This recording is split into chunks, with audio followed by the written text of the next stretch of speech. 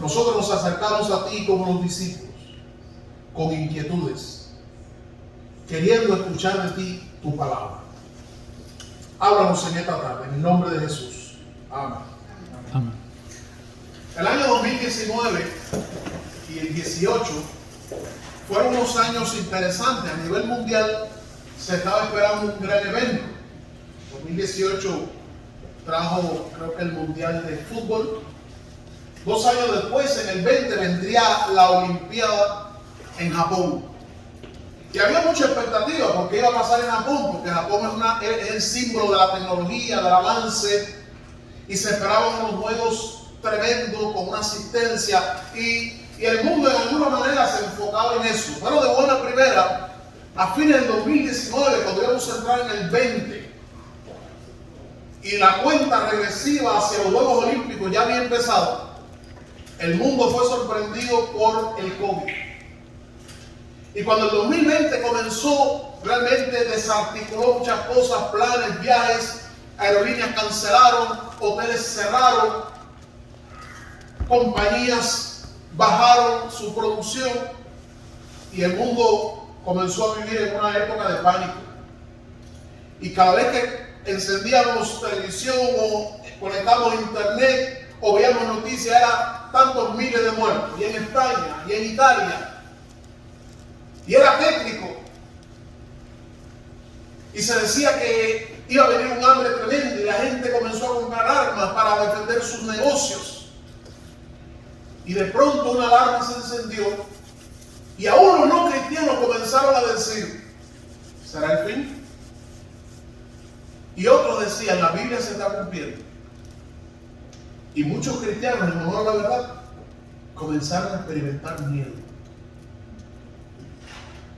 Pasó el 2020, el 2021, y en alguna manera caímos como un stand-by, en una quietud, porque nos acostumbramos al COVID o el COVID a nosotros. No sé qué ocurrió, pero entre vacunas, uso de mascarilla, bajamos la guardia y ya el COVID no era una amenaza, no era el tema del día a día.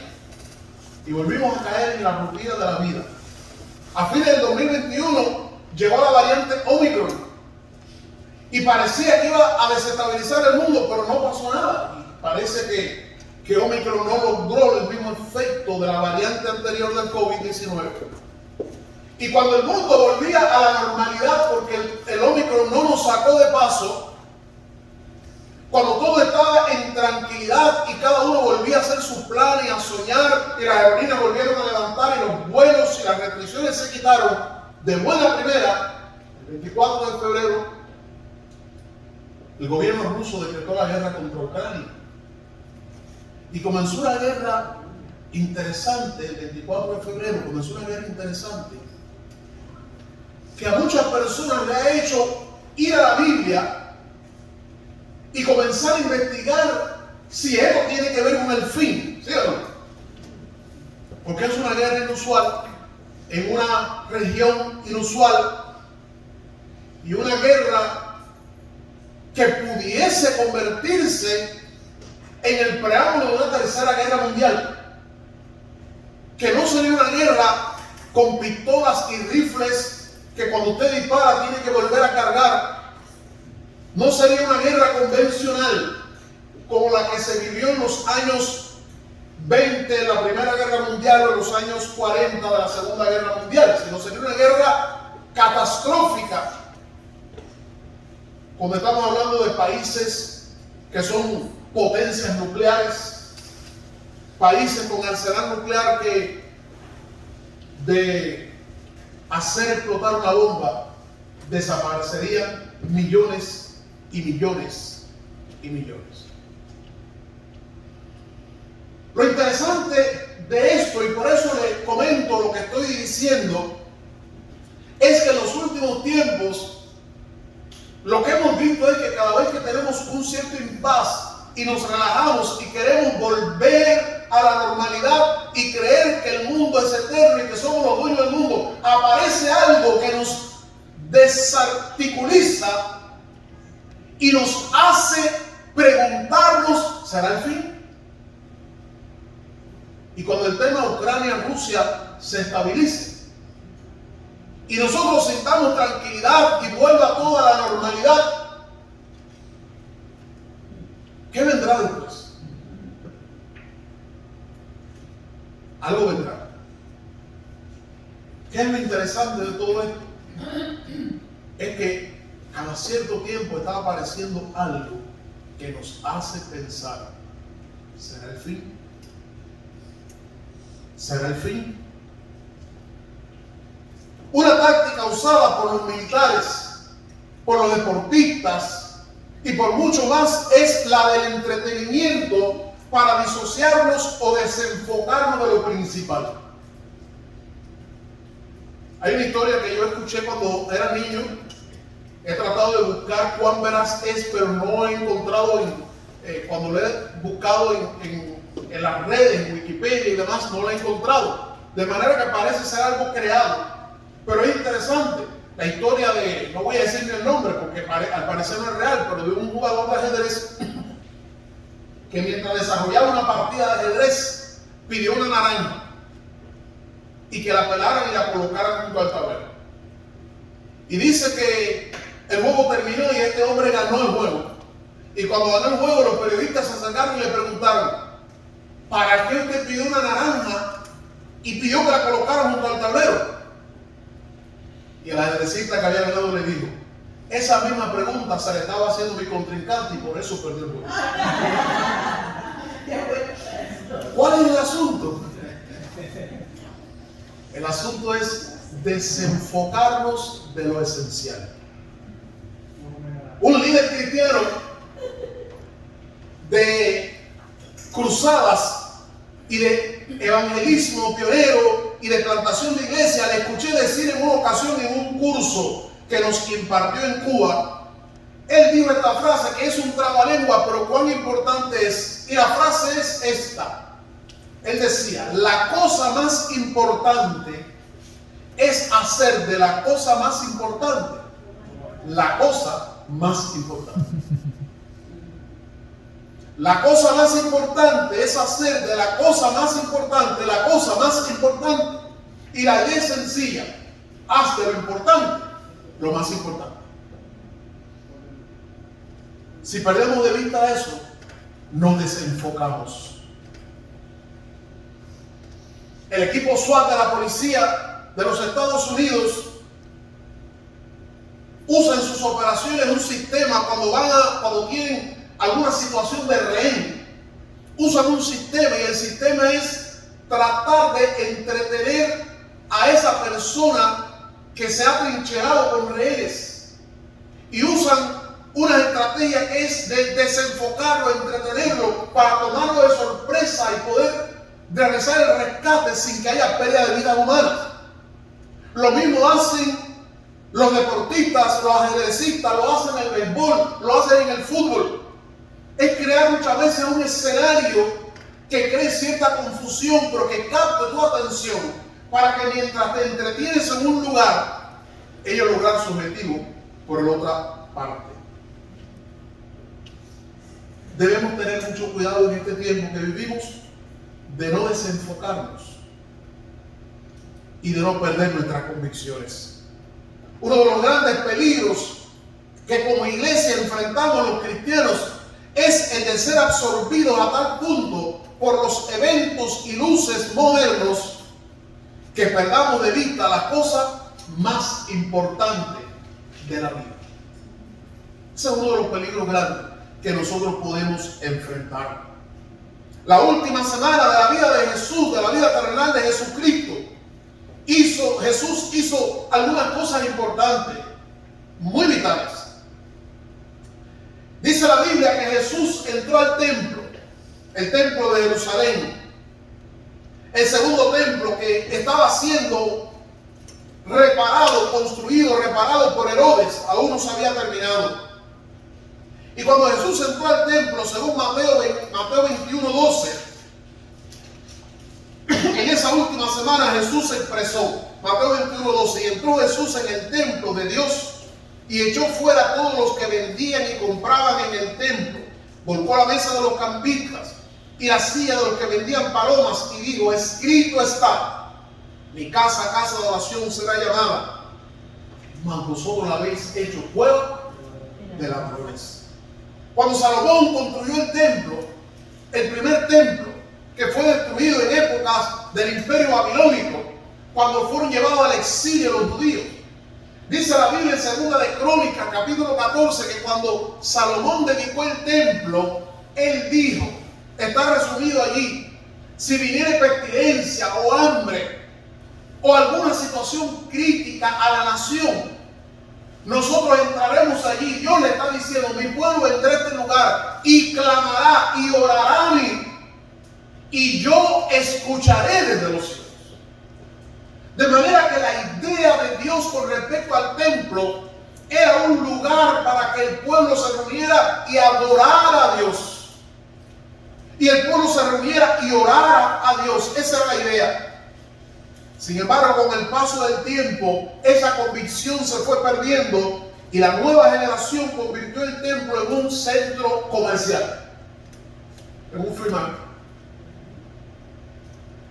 en un mall, donde vendían, y lejos de orar y buscar a Dios, era un centro de ganancias económicas.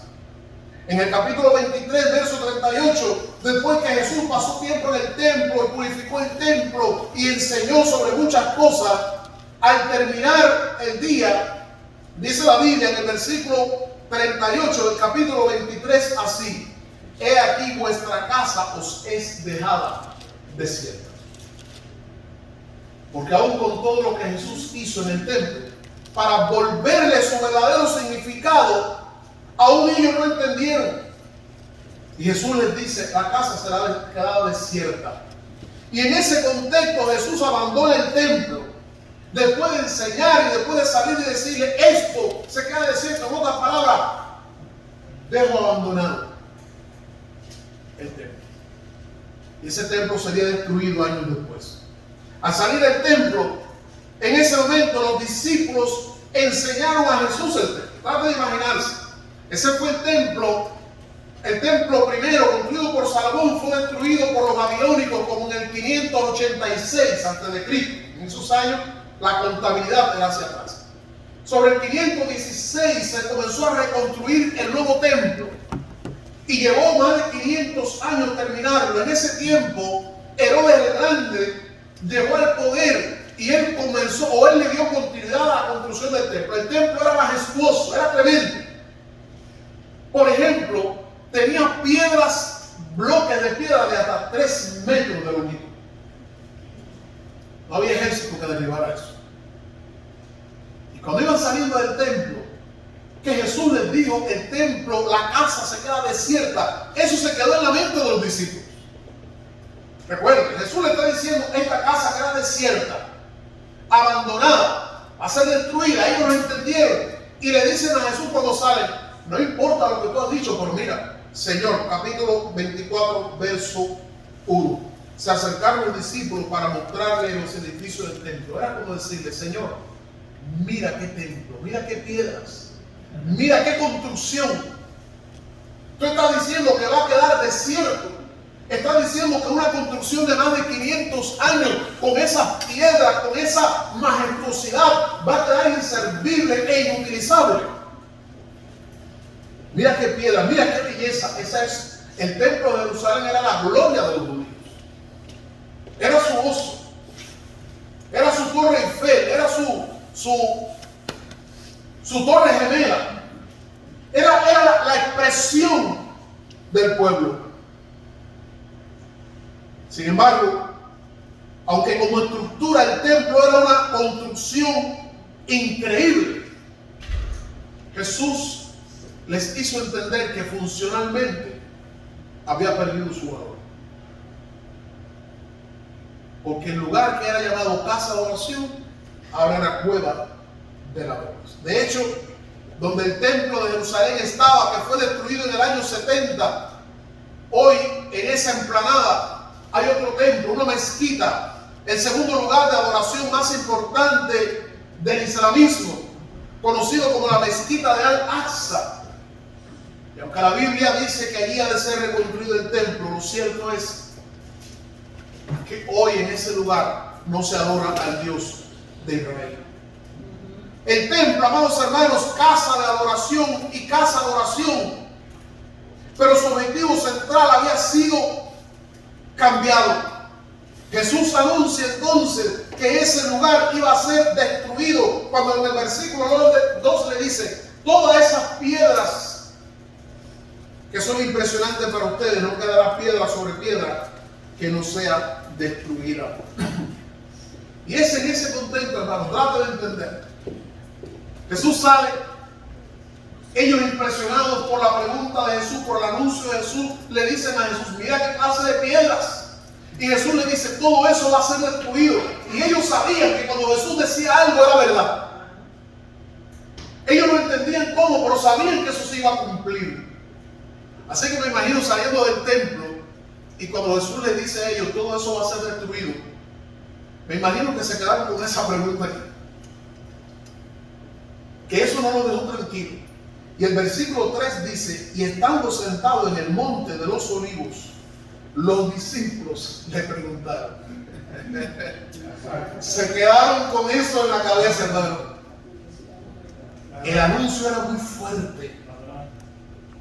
Era muy fuerte. Y ellos le hicieron 3 preguntas a Jesús. Primero: ¿cuándo sucederán estas cosas? ¿Cuándo el templo va a ser destruido? Segundo: ¿qué señal tendremos de tu venida? Y tercera pregunta: ¿qué señal tendremos del fin del siglo? Lo que me llama la atención es que después de hacer estas preguntas, Jesús no responde a la primera pregunta, que fue la primera que ellos hicieron y que sería la más importante para ellos. Lo que más les preocupaba a ellos era cuándo sucederá eso. Pero Jesús no responde la primera pregunta, Jesús responde la segunda y la tercera pregunta. Porque aunque en el orden de importancia de los discípulos, el templo material es lo más importante, en el orden de Jesús, su venida es más importante. Amén.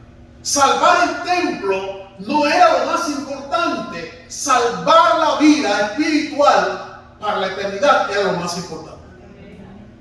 Por eso Jesús no se detiene a disertar sobre cuándo. Para Jesús era fácil decirle: mira, en unos años va a haber aquí un emperador trastornado llamado Nerón, que debe ya estar por ahí, y con este hombre va a pasar esto, y después va a venir aquí una crisis, y en esa crisis van a entrar al templo, y va a venir un general, y el hijo del general, y va a pasar esto. O sea, estamos sobre en el año 26, dentro de unos 40 años, este templo va a ser destruido. Por Jesús no se detiene en eso. Jesús entra en la cosa más importante. Porque la cosa más importante es hacer de la cosa más importante la cosa más importante. Y Jesús va a lo más importante y responde sobre el tema. Pero hay algo que yo quiero, y es lo que trae el título de esta predicación. Y la predicación es 2 convicciones que no podemos perder. Y yo quiero, aunque en muchas ocasiones hemos hablado de los discípulos y sus preguntas, pero yo quiero aquí reconocer que en esta pregunta de los discípulos hay 2 convicciones, hay 3. Porque al ellos preguntar cuándo sucederá esto, ellos están convencidos de que el Señor es veraz. Pero hay 2 convicciones extra que yo quiero pensar en ellas. Y abrazo y aplaudo a los discípulos por tener esas convicciones. Porque los tiempos, la prosperidad, el crecimiento, la inminencia de la partida de Cristo, ni siquiera la majestuosidad del templo y el orgullo de tener el templo les hizo a ellos renunciar a esas 2 convicciones. Y amados hermanos, les confieso que en el tiempo presente, como iglesia y como cristianos, necesitamos recuperar esas 2 convicciones. Que fueron convicciones no solo de los discípulos, sino fueron convicciones de la iglesia del siglo I. Y esas convicciones, amados hermanos, solo pudieron ser transmitidas a las futuras generaciones porque fueron convicciones. Porque de lo que no estamos convencidos no hablamos. De lo que no estamos convencidos no compartimos. Lo que no es convicción no se transmite. Solo se transmite con pasión aquello de lo que tú estás convencido. Repito, hermano. Dicho en otras palabras. Gracias. Para nosotros hablar de algo y transmitirlo a nuestros hijos tenemos que tener convicción. Hay cosas que no se las legamos a nuestros hijos porque no estamos convencidos de ellos. Hay cosas que no se las decimos a nuestros hijos. Hay cosas que no se las compartimos a nadie. Hay cosas de las que ni hablamos, nos reímos, etc. Pero no nos dedicamos a decírselas a nuestros hijos porque no estamos convencidos de ellos. Y a veces se nos hace una pregunta o decimos algo y la gente nos dice, ¿tú estás seguro? Y decimos sí, y nos vuelven a decir, ¿tú estás seguro? ¿Nunca le ha pasado eso? Y cuando no estamos muy seguros decimos, bueno, ¿cuáles fueron las dos convicciones que veo, amados hermanos, que los discípulos tenían? Número uno, los discípulos tenían la convicción de que Jesús regresaría a la tierra. Tenían la convicción de que Jesús volvería por su pueblo.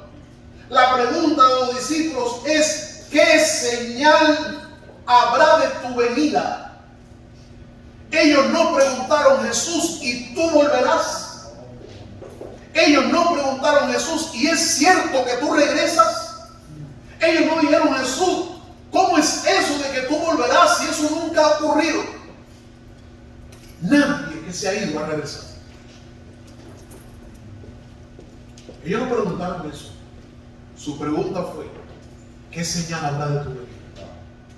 Nosotros creemos que tú vienes. Aleluya. Amén. Nosotros creemos que tú vienes. Solo dinos qué señal tendremos de tu venida.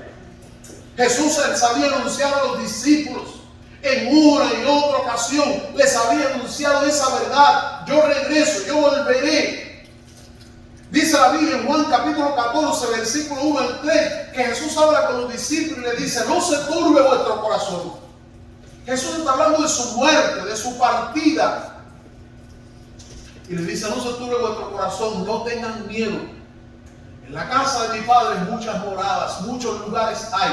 Yo voy a preparar lugar para ustedes, para que donde yo esté, ustedes también estén. Y luego les dice algo tremendo. Aleluya. Y yo volveré. Y os tomaré. Pero mientras tanto es necesario que el Consolador venga. Pero yo regresaré. En Hechos capítulo 1. Cuando Jesús está por ascender al cielo, se sienta con los discípulos y ellos le hacen una pregunta también. ¿Cuándo restaurarás el reino? Igual que cuando le preguntaron del templo. Y Jesús les dice, no les preocupa a ustedes conocer ese tiempo, cuándo va a ocurrir eso. Eso no es importante para ustedes. Lo importante es que recibirán poder y me serán testigos. Y diciendo esta cosa, Jesús asciende al cielo y los discípulos se quedan mirando a Jesús en la tristeza, en el dolor de ver a su Señor partir, que por 3 años estuvo con ellos, los cuidó, les alimentó, les enseñó, les formó. Ellos se sintieron seguros con Cristo. Jesús calmó la tempestad, multiplicó los panes, sanó enfermedades. ¡Qué mejor compañía que la de Jesús! Y ahora Jesús está ascendiendo al cielo, se nos va. Se nos va Jesús. Y se aparecen 2 varones vestidos de blanco. Y esos varones le dicen, ustedes ven ese Jesús que está siendo tomado al cielo. Así mismo volverá. Los cristianos del siglo I estaban convencidos, Jesús volverá. Jesús volverá. El apóstol Pedro dice, Jesucristo no retarda su promesa de volver al mundo, como algunos lo tienen por tardanza. Hay algunos creyentes que creen que Jesús no volverá porque no ha venido, porque la tierra está difícil, porque han pasado 2000 años y no volverá. Pero Pedro dice, como algunos lo tienen por tardanza, sino que Jesús es paciente. ¿Qué es lo que retarda la promesa de volver al mundo? No es el cielo que no está preparado. ¿Cuánto tiempo le toma a Jesús preparar un lugar para nosotros? Lo que hace, según la palabra, que Jesús haya retardado su promesa de venir es su paciencia y misericordia incomparable. ¿Cuántas veces, hermanos, nosotros mismos le hemos fallado al Señor? Y hemos pecado, y hemos estado metidos en el pecado, y nuestra vida ha caído, pero de pronto nos damos cuenta que el Señor nos levanta, y la pregunta es, ¿qué hubiese pasado si nosotros en medio del pecado morimos? Mejor no responder esa pregunta. Pero ¿saben una cosa? Su paciencia. El Señor es paciente. El Señor es paciente. Un día había un hombre en el templo llamado Simeón. Y cuando Jesús fue llevado al templo, él tomó al niño en sus brazos y le dice: Señor, despide a tu siervo en paz, porque han visto mis ojos al Salvador, porque le había sido revelado por promesa divina que él no moriría hasta ver al niño. Y él sabía una cosa: yo veré a Jesús. Yo veré a Jesús. Dios tiene promesa de que Cristo volverá. Y los años pasan. Y la iglesia se le olvida. Y la iglesia pierde sus convicciones. Y se entretiene con la naranja. Pero aún así, hermano, Dios no ha cambiado. Y la Biblia declara que Dios no es hombre para que mienta, ni hijo de hombre para que se arrepienta. Las promesas de Dios son en Él sí y en Él amén. Jesucristo volverá. Amén. Cuando leemos 1 Tesalonicenses, capítulo número 4, versículo 13. 1 Tesalonicenses 4, 13 al 18, dice la Escritura así: tampoco queremos, hermanos, que ignoréis acerca de los que duermen, para que no os entristezcáis como los otros que no tienen esperanza. Oiga, no quiero, hermano, que ignoren acerca de los que ya están muertos. Eso es lo que significa los que duermen. No quiero que ignoren acerca de los que están muertos, para que no se llenen de tristeza. Cuando pensamos en nuestro hermano, familiar, amigo que murió en Cristo, pero que murió, eso nos entristece. Fulano se fue, fulana se fue, mamá se fue. Pero dice: no quiero que ignoren para que no se entristezcan como los que no tienen esperanza. Porque si creemos que Jesús murió y resucitó, ¿creemos eso? Amén. Así también traerá Dios con Jesús a los que durmieron en él. Ese familiar tuyo, mío, que partió con Cristo, que tuvimos que despedirlo, que no lo tenemos más, dice la palabra que Dios lo traerá con Jesús de vuelta. No a la tierra, a un lugar mejor. Por lo cual decimos esto en palabra del Señor, que nosotros que vivimos y que habremos quedado hasta cuándo, no precederemos a los que durmieron, porque el Señor mismo, con voz de arcángel, con voz de mando, con voz de arcángel y de trompeta de Dios, descenderá del cielo, y los muertos en Cristo resucitarán primero. Y ahora escuche qué preciosa palabra. Lo que Pablo está diciendo, hermano, ¿sabe lo que dicen los eruditos? Que Pablo dice: luego nosotros los que vivimos, y que Pablo menciona así porque Pablo estaba convencido de que Cristo vendría en cualquier momento. Era una época de persecución, los cristianos muriendo, los emperadores sanguinarios, los cristianos devorados por la fiera, quemados vivos, echados al circo romano, la persecución increíble. El emperador era un tipo de anticristo. Y cuando Pablo está viendo todo eso, Pablo dice: la venida de Cristo está cerca. Pero ¿saben por qué Pablo dice eso? Porque Pablo está convencido de que Cristo viene. Y dice Pablo: luego nosotros los que vivimos. Pablo esperaba que Cristo viniera estando en vida. O sea, él decía en 5, 10, 15, 20 años, nunca lo profetizó, pero era lo que él esperaba. Luego los que vivimos, los que hayamos quedado, seremos arrebatados juntamente con ellos en las nubes. ¿Para qué? Para recibir gloria al Señor. Para recibir al Señor. Eso es convicción de que Cristo viene. Esa fue la convicción de ellos, pero fue la convicción de los primeros cristianos. En Hechos 2:45 dice: y vendían sus propiedades, todo, y traían sus bienes y se lo daban a la iglesia. ¿Por qué? Yo recuerdo que alguien me dijo, los cristianos de la iglesia apostólica primitiva estaban equivocados porque no tenían que haber vendido sus propiedades porque se quedaban sin nada. Ellos no estaban equivocados, ellos estaban apasionados con eso. Y ellos vendían sus propiedades y lo ponían todo, porque para ellos lo más importante no era la tierra, era el cielo, porque ellos sabían, Cristo vendrá y nos llevará. ¿Y qué hacemos nosotros haciendo riquezas? Ellos creyeron la palabra literalmente. La creyeron a tal punto que decidieron no amontonar riquezas en la tierra. Cuando leo 1 Corintios 16, 22, dice, el Señor viene pronto. Maranata. Maranata. La iglesia primitiva creía que Cristo venía pronto. Eso es lo que significa Maranata. Cristo viene pronto. Mateo capítulo 16, verso 27. 16-27 dice, porque el Hijo del Hombre vendrá en la gloria de su Padre con sus ángeles y entonces pagará cada uno conforme a su obra. Mateo 24-44 dice la palabra del Señor así, por tanto también vosotros estad preparados porque el Hijo del Hombre vendrá a la hora que no pensáis. Filipenses 3:20 nos dice, nuestra ciudadanía está en el cielo. ¿Qué es lo que la palabra nos está diciendo? No solamente los discípulos estaban convencidos de que Cristo volvería, es que la iglesia del Nuevo Testamento lo creía, es que Jesús habló de eso. Jesús no se fue sin darle la garantía que él volvería. Hay una historia sobre un general norteamericano, MacArthur, que fue detenido durante la Guerra Mundial, él y sus soldados. Y cuenta la historia que en una operación de rescate solo podían rescatarlo a él. Y lo rescataron. Y sus soldados quedaron allí, creo que en las Filipinas. Y él se fue, pero les hizo una promesa. Y la promesa fue, me voy, pero volveré. Y dice que pasó el tiempo, historia real, y pasó el tiempo. Y los soldados americanos eran torturados y pasaron trabajo en las prisiones, en aquellos campos en que estaban.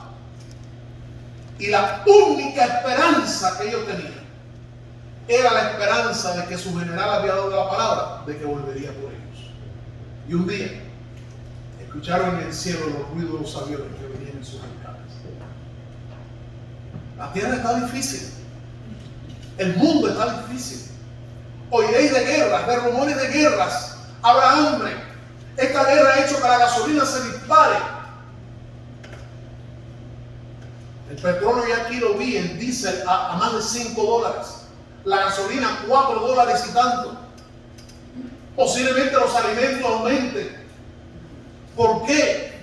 Porque se desestabiliza la economía mundial. Hay incertidumbre. Las amenazas generan amenazas. El presidente ruso no se queda con sus brazos cruzados. Las sanciones de la comunidad internacional provocarán en él una reacción. Tal vez todo termine en paz, pero mientras llegue ese final, hay cierta tensión en el mundo. Pero mientras hay esa tensión en el mundo que nos hace preocuparnos, recordemos que Jesús dijo, volveré. Volveré. ¿Cuándo? No sabemos, pero Él volverá. Cuando los discípulos preguntaron a Jesús, ¿qué señal habrá de tu venida? Porque sabemos que tú vienes. A partir del versículo 29, Jesús comienza a hablar de la señal de su venida y dice, e inmediatamente después de la tribulación de aquellos días, o sea, antes de mi venida, ¿qué habrá? Habrá tribulación, habrá fenómenos atmosféricos, habrá cosas pasando. Lo más fácil sería creer que habrá un tiempo de bonanza, un tiempo de bendición, un tiempo de evangelización, un tiempo de conversión y de gloria. Y en medio de esa fiesta, Cristo viene. Pero lo que Jesús está diciendo es que va a haber dificultades. La venida de Cristo va a ser precedida por tiempos de crisis. Así que los cristianos tenemos que prepararnos y hacerle entender a nuestros amigos, a nuestros hijos y familiares que no esperemos tiempo de bonanza en el porvenir, sino que estemos preparados para tiempos de crisis que irán aumentando, pero que en medio del aumento de esa crisis hay una esperanza, y la esperanza es Cristo vendrá. Él lo prometió y Él lo ha de cumplir. Los cristianos debemos estar convencidos de esto. Maranata, Cristo viene. Primera de Juan, capítulo 3, versículo 3, y quisiera que busquen esa porción de la Biblia. Primera de Juan, capítulo 3, verso 3, dice así. Voy a leer el verso 1. Mirad cuál amor nos ha dado el Padre para que seamos llamados hijos de Dios, como nosotros. Porque por esto el mundo no nos conoce, porque no le conoció a Él. Amados, ahora somos hijos de Dios y aún no se ha manifestado lo que hemos de ser todavía. Pero sabemos que cuando Él se manifieste, ¿quién es Él? Jesús. Seremos semejantes a Él. ¿A quién? Porque le veremos tal como Él es. ¿Quién? Jesús. Amén. Y todo aquel que tiene esta esperanza, ¿la esperanza de qué? De ver. Todo el que tiene esta esperanza en Él, subrayo eso en su Biblia, se purifica a sí mismo como Él es puro. ¿Saben lo que quiere decir esta porción, hermano? Que los que creemos que Cristo viene, necesitamos creer esa palabra y purificar nuestra vida. La iglesia que no está convencida de que Cristo viene, viven, perdón la palabra, como le da la gana. Cuando los cristianos no creemos que Cristo viene, ¿saben cuál es la mentalidad? Vivamos hoy, disfrutemos, porque la vida se acaba, el tiempo se acaba. Vivamos, fiestemos, parrandemos, hagamos lo que queremos, porque al final ni Cristo viene, ni hay juicio, ni hay nada. Pero cuando nosotros sabemos Cristo viene, eso es como cuando un niño le dice al otro, oye, papá tal venir. Si él llega a las 8 y le dice, papá tal venir, prepárate que tal venir. En este caso, el Señor viene, hermano. Tenemos que purificarnos. Apocalipsis 22, desde el 10 al 17, dice el apóstol Juan, después de estar en la isla de Patmos, después de ver la tribulación aquella y sentir que el mundo estaba terminando, en medio de eso tuvo una revelación de parte de Dios y vio lo que el Señor tiene preparado para su pueblo. Y después de ver todo eso, dice Apocalipsis 22, 10 al 17, y me dijo, me dijo, no selle la palabra de esta profecía de este libro, porque el tiempo está cerca. El que es injusto, sea injusto todavía. El que es inmundo, sea inmundo todavía. El que es justo, practique la justicia. El que es santo, esta es la iglesia de Cristo, santifíquese todavía. Y ahora viene la alerta. He aquí yo vengo pronto, dice el Señor. Una vez más, Jesús vuelve a darnos la garantía. He aquí yo vengo pronto y mi galardón conmigo. ¿Para quién? Para los que esperamos en Él. Yo soy el Alfa y el Omega. ¿Saben qué significa el Alfa y el Omega? La primera letra del alfabeto y la última. Jesús está diciendo garantía de que yo vengo. El primero y el último. Bienaventurados los que lavan su ropa para tener derecho al árbol de la vida, para entrar por la puerta de la ciudad. Mas los perros estarán fuera, los hechiceros. Hermano, es el Señor el que está hablando. No es Juan que está inventando, es palabra de Dios y Dios no se va a contradecir. Los hechiceros están fuera, los fornicarios están fuera, los homicidas están fuera, los idólatras están fuera, todo el que ama y hace mentira está fuera. Declaración de Dios. Amén. No hay arreglo, hermano, con el Señor. Por eso dice la palabra, santifíquese todavía. Yo, Jesús, he enviado a mi ángel para darle testimonio de todas estas cosas en la iglesia. El Señor está hablando a la iglesia para que la iglesia no se entretenga con la naranja. Yo soy la raíz y el linaje de David, la estrella resplandeciente de la mañana.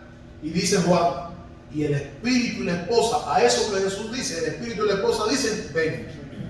El que oye diga, ven. El que tiene sed, venga. El que quiere tome del agua de la vida gratuitamente. Dice la palabra de nuestro Señor. Primera convicción que tenían los discípulos: Cristo volverá. Cristo volverá. Cristo volverá. Amén. Esa es la convicción que tenemos. Segunda convicción que tenían los discípulos era: el mundo en que vivimos terminará. Dice el versículo 2, 3. Dinos cuándo sucederán estas cosas. Primera pregunta, que habla de una convicción, su convicción de que Jesús lo que dice es verdad. Segunda pregunta, ¿qué señal habrá de tu venida? La convicción de que Cristo viene. Tercera pregunta, ¿qué señal habrá del fin del siglo? Estamos convencidos de que esto se termina. Y yo creo, hermano, que por ahí hay gente que no son cristianas y tienen la misma convicción, lo que no quieren decir. ¿Por qué tanta investigación con el planeta Marte? ¿Por qué tanto viaje espacial? ¿Por qué se está invirtiendo tanto en satélites y en misiones espaciales para averiguar si en Marte hay agua, cómo es la rotación, cómo es el clima? ¿Por qué se invierte tanto?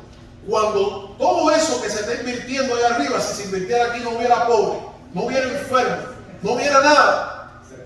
Nada. Un portaaviones cuesta no menos de 20.000 millones de dólares. Imagínense cuánto cuesta una nave espacial. Un satélite. ¿Cuánto cuesta eso? Si se invirtiera aquí. Ahora, no criticamos eso. Solo estoy diciendo que detrás de esas investigaciones tiene que haber algo. El mundo no cristiano tiene la idea de que el mundo se va a acabar. Y la iglesia. Y nosotros los cristianos, ¿qué creemos? Los discípulos sabían, porque Jesús se los había dicho, esto terminará. Recuerde, amados hermanos, que el Señor ha diseñado para nosotros una vida y un lugar que no es este. Jesús dijo a los discípulos en Juan 14, voy a preparar un lugar para vosotros, voy. Y Él se fue al cielo, a la casa de su Padre. En la casa de mi Padre hay un lugar, y yo voy a preparar ahí un lugar para ustedes. Y donde yo esté, ustedes estarán. Y Jesús nos está diciendo, la casa de mi Padre, no en la tierra. Es en la casa de su Padre que hay un lugar. Y allí estaremos nosotros, dice la palabra del Señor. Los versículos del 4 al 28 hablan acerca de la respuesta a esta pregunta de las señales del fin del siglo. Dice el versículo 4 en adelante, respondiendo Jesús le dijo, miren que nadie os engañe. Y no voy a hablar de las señales hoy, pero lo primero que Jesús responde cuando los discípulos le preguntan ¿qué señal habrá de tu venida? ¿Qué señal habrá del fin del mundo? ¿Qué señal? Lo primero que Jesús responde es cuídense de no ser engañados, porque habrá un poder enviado sobre la tierra que engañará aún a quién, a los escogidos. Y eso nos pone a temblar. Eso nos pone a temblar y nos hace no descuidarnos. Hay miles de creyentes en el mundo siendo engañados en la doctrina, siendo engañados en la palabra, siendo engañados por falsa profecía, siendo engañados por falsa enseñanza. Hay miles y millones de creyentes bajo el engaño. Y Jesús nos está diciendo, cuídense de no ser engañados. Esta mañana el hermano Omar me mandó algo anoche, esta mañana, yo lo vi esta mañana, cortico, un minuto, sobre Islandia o Irlanda, ¿no? Irlanda, el hábito de lectura que hay. Y al final el desafío era a leer. ¿Saben cuál es la manera de no ser engañados? Leer. Y hay una apatía bíblica, hay anemia bíblica, hay falta de vitaminas bíblicas. No en el mundo no lee, los no creyentes no importa, los cristianos. Hay tantas cosas que oigo que pasan hoy en la iglesia y tantas profecías y oigo a creyentes diciendo amén. Hay una hermana, yo fui su pastor en Cuba, ella vive en la Florida, y un día vi que ella estaba posteando algo que escuchó en su iglesia y yo me decía, no puedo creer que una persona profesional, entrenada en la universidad, cristiana, líder de la iglesia, esté repitiendo eso. ¿Qué pasó con la Biblia? Jesús dice, cuídense de no ser engañados, porque Él sabe que si somos engañados, perecemos. Ella fue engañada y el pecado entró al mundo. Adán participó del engaño. Y donde hay engaño, nuestra mentalidad se cambia. Porque el engaño tiene como objetivo eso, hacer que tú cambies tu criterio y tu forma de actuar y de vivir. Jesús respondió, miren que no sean engañados. Y luego comenzó a alertarle, vendrán muchos en mi nombre, vendrán falsos cristos, falsos maestros, pero cuídense. Pero cuando eso venga, no es el fin. Cuando eso pase, ustedes van a estar asustados, pero no es el fin. El fin vendrá más adelante. Segunda de Pedro, capítulo 3. Segunda de Pedro, capítulo 3, versos 10 al 13. Dice la palabra, el día del Señor vendrá como ladrón en la noche, en el cual los cielos pasarán con gran estruendo, los elementos ardientes serán deshechos, y la tierra y las obras que en ellas hay serán. Eso parece un cuento de Julio Verne. Eso parece una historia irreal. Como irreal parecía que el templo de Jerusalén fuera destruido, hecho polvo. Pero si tienen la oportunidad, lean cómo fue que entraron los soldados al templo, cómo fue que el templo se encendió, cómo entró en fuego. Y a qué nivel llegó ese fuego, que aún el oro del templo se derritió y las piedras se derritieron. 3 metros. Y Jesús le está diciendo a ellos, cuando ellos no creían que eso pudiera pasar, Jesús le está diciendo, va a pasar. Y puede que nos preguntemos, ¿cómo es posible que esta tierra se destruya? Déjenme decirle, hermano, la tierra no es lo que pensamos. La tierra tiembla. La tierra se está abriendo. En San Francisco hay una falla. Y si eso se activa, hermano, hasta en Cuba se va a sufrir la consecuencia. Ni hablar de México. Texas, California. La tierra no es tan como pensaban, porque ante la palabra de Dios, ante el estruendo de la palabra de Dios, nada queda en pie. La Biblia lo que nos dice es que va a llegar un momento en que todo será consumido. No estoy metiendo miedo, estoy compartiendo la palabra de Dios. Apocalipsis 21:1 dice la escritura de la siguiente manera: vi un cielo nuevo, aleluya. Cuando todo esto se deshaga, ¿a dónde nos vamos? A Marte. Déjeme decirle, hermano, yo no tengo dinero para pagar un boleto a Marte. No tengo ni para Cuba. No podemos pagar un boleto a Marte. No sé dónde nos vamos a meter nosotros. Que vivimos de un salario por hora. ¿En qué tiempo? No hay banco que nos dé un crédito para pagar un boleto a Marte. Pero nosotros que no tenemos eso, déjenme decirle, nuestro boleto está pago porque Cristo pagó por él. Y dice el apóstol Juan que cuando él vio todo aquello, cuando se demostró todo aquello, cuando él vio lo que iba a pasar con el diablo, con los no creyentes, con la bestia, con el falso profeta, con el anticristo, cuando él vio el final de la historia, cuando Juan vio todo aquello, pero también vio la victoria de Cristo y vio lo que había en el cielo. Yo me imagino que Juan diría ahí, ¿y cómo llegamos allí? Verso 21 dice, capítulo 21 dice, vi un cielo nuevo y una tierra nueva, porque el primer cielo y la primera tierra pasaron y el mar no existía más. Eso es increíble. Eso parece una película. Eso es palabra de Dios y va a ser real. Y ya Dios tuvo el detalle de revelárselo a alguien para que ese alguien nos lo dejara saber a nosotros. Yo, Juan, vi la santa ciudad, la nueva Jerusalén, descender del cielo de Dios, dispuesta como una esposa, lista, preparada.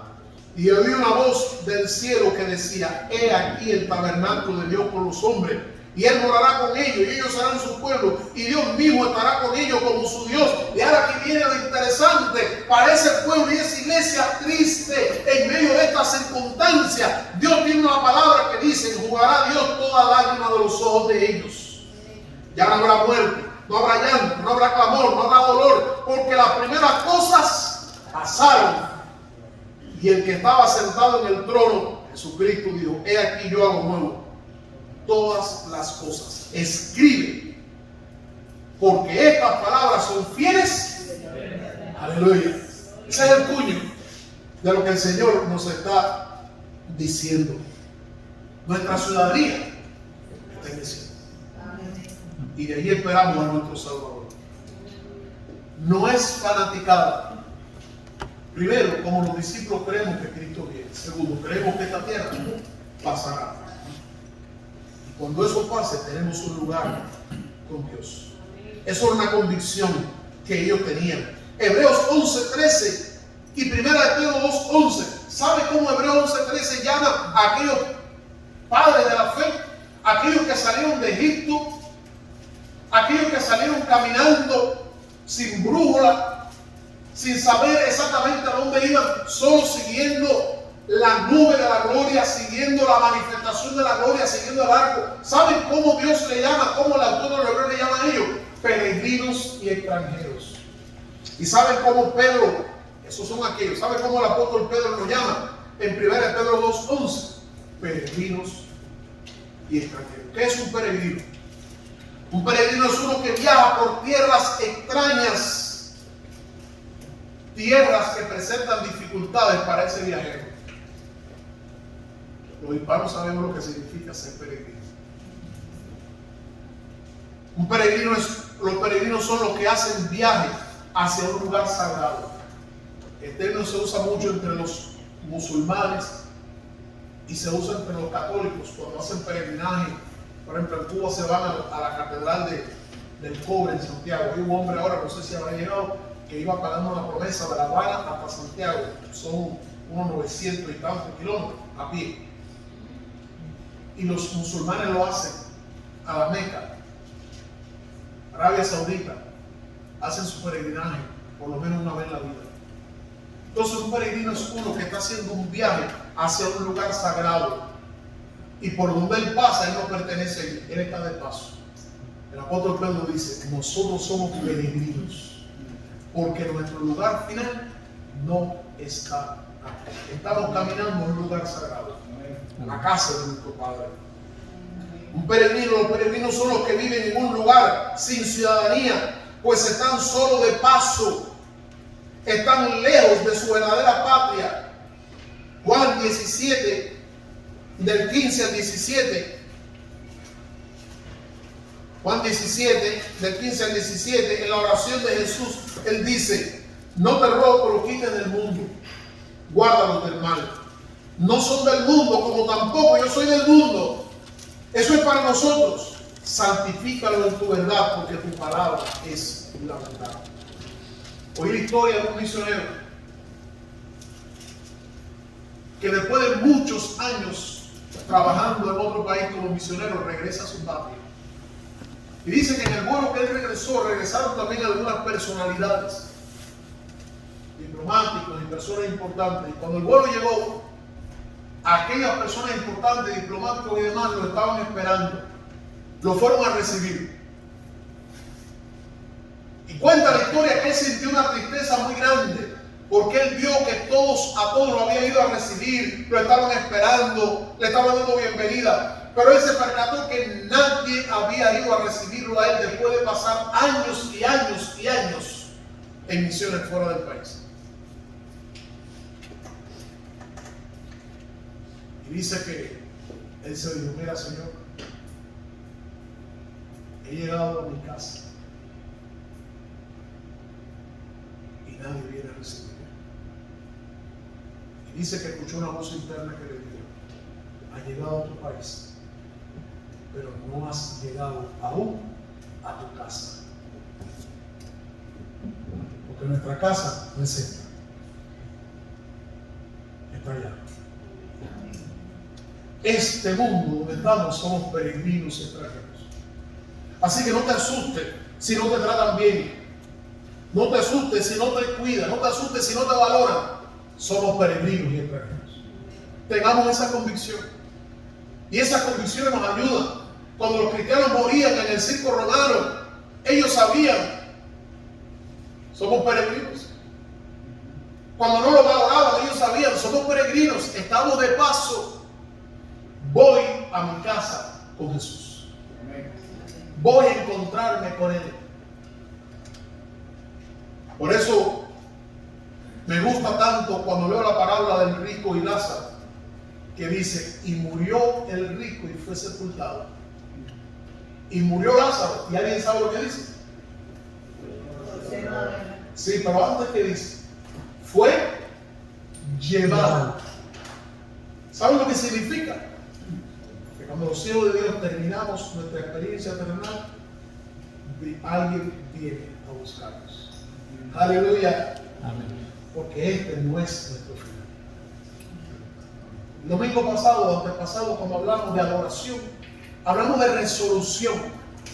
Y una de las cosas que dijimos fue tomar la resolución de yo también adoraré. Voy a adorar en tiempos difíciles, de crisis. Voy a adorar. Hoy les hablo de convicción.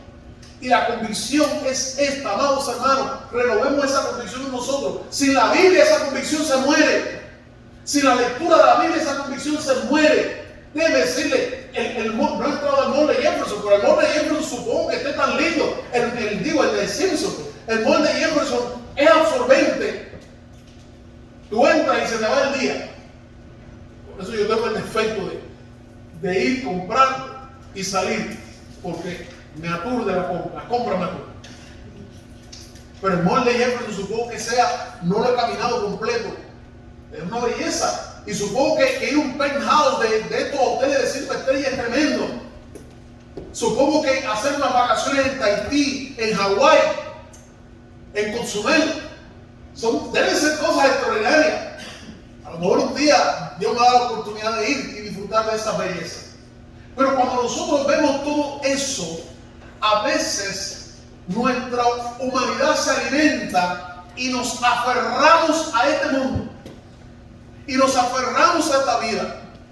Pero de cuando en cuando el Señor permite situaciones en el mundo complejas para que nos demos cuenta que necesitamos regresar a nuestras convicciones y necesitamos recordar que Cristo viene por su pueblo, viene por su iglesia. Y como pasó con las vírgenes, aún cuando tarde la medianoche de la venida llegará. Y segunda cosa, Dios quiere que renovemos nuestra convicción de que este mundo en que vivimos pasará. Y todo pasará. El cielo y la tierra pasarán. Pero sepamos, hermanos, que cuando todo esto se termine, tenemos un lugar con Dios. Dos convicciones que no debemos perder. Cristo viene y el mundo pasa. Alimentémonos con la palabra para que esas convicciones se hagan más fuertes cada día. Y algunos tiemblen, nosotros seamos renovados en esperanza. Señor amado, qué bueno es saber que tú volverás.